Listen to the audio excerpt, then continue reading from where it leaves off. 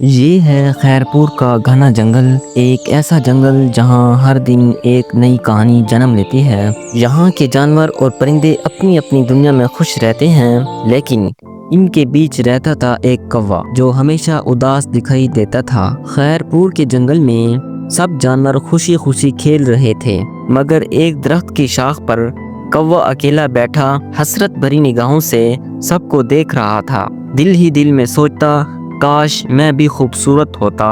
درخت کی ایک ٹہنی پر کوا اداس بیٹھا ہوتا ہے۔ وہ اپنے کالے پروں کو دیکھتا ہے اور دل ہی دل میں کہتا ہے، یہ میرے سیاہ پر مجھے ہمیشہ یاد دلاتے ہیں کہ میں اتنا بدصورت ہوں۔ دوسرے پرندے اپنی حسین پر پھیلا کر فخر سے اڑتے ہیں، میرا دل ٹوٹ جاتا ہے، کاش میں بھی ان کی طرح خوبصورت ہوتا۔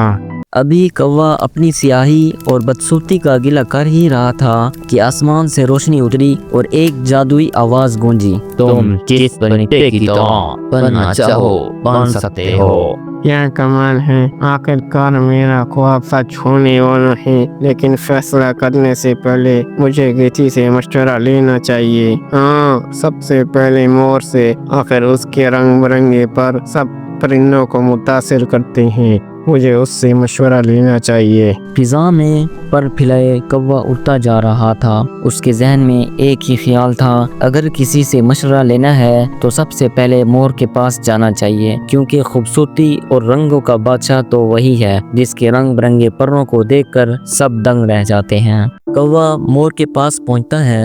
مور اپنے رنگین پروں کو پھیلائے کھڑا ہوتا ہے۔ کوا اسے دیکھ کر کہتا ہے، واہ مور بھائی، تمہارے پر کتنے خوبصورت ہیں، بتاؤ کیا یہ خوبصورتی تمہیں ہمیشہ خوش رکھتی ہے؟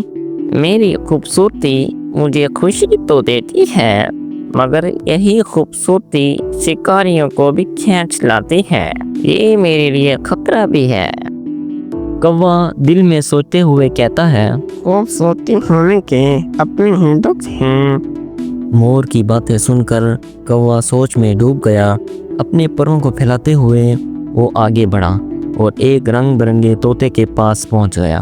واہ طوطے بھائی، آپ کے پر کتنے خوبصورت اور رنگین ہیں، میں نے اتنے شاندار رنگ پہلے کبھی نہیں دیکھے۔ شکریہ کوا بھائی، یہ پر واقعی خوبصورت ہے، مگر ان کی وجہ سے شکاری ہمیشہ میرے پیچھے رہتے ہیں، کبھی مجھے قید کر لیا جاتا ہے، کبھی نشانے پر رکھا جاتا ہے۔ خوبصورتی کے ساتھ خوف اور پریشانی بھی رہتی ہے۔ واقعی یہ تو بہت برا ہوا، میں نے کبھی نہیں سوچا تھا کہ خوبصورتی پر اتنی پریشانی بھی نہیں آتی ہے۔ کوا طوطے سے بات مکمل کر کے اڑتا ہوا اونچی پہاڑی کی طرف بڑھا۔ پہاڑی کی بلند چوٹی پر ایک عقاب بیٹھا تھا۔ کوا اس کے پاس پہنچ گیا۔ واہ، آپ کے پر کتنے مضبوط اور شاندار ہیں، دیکھ کر دل خوش ہو گیا۔ شکریہ کوا بھائی، مگر یہ طاقت ہمیشہ قائم نہیں رہتی، عمر بڑھنے پر مجھے اپنے پر نوچنے اور چونچ توڑنے کا کڑا امتحان دینا پڑتا ہے، پھر ہی نئی زندگی ملتی ہے۔ میں نے تو سمجھا تھا طاقت صرف خوشی دیتی ہے، مگر اس کے ساتھ دکھ بھی جڑے ہیں۔